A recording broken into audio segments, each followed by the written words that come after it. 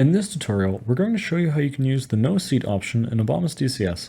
This process is also known as opening or freeing up a seat.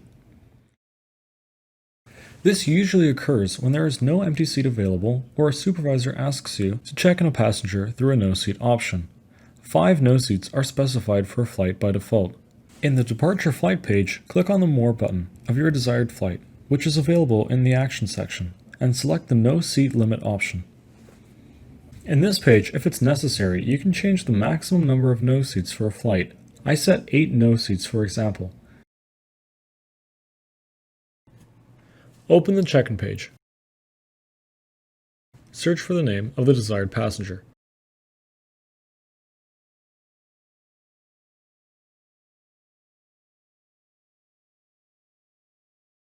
Select the passenger and click on the down arrow icon next to the check-in button. Select the No Seat option. As you can see, there is no seat assigned to this passenger, and the passenger is checked in as a no seat. Click on the Filter button and select the No Seat option. You can see the number of passengers who are checked in with no seat for this flight.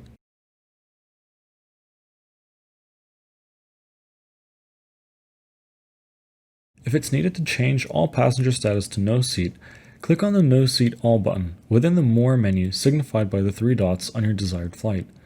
Note that this action may not be available depending on your signed-in access level. You can type your reasons and passwords here, and check in all passengers using the No Seat status. We can submit our changes to the test flight.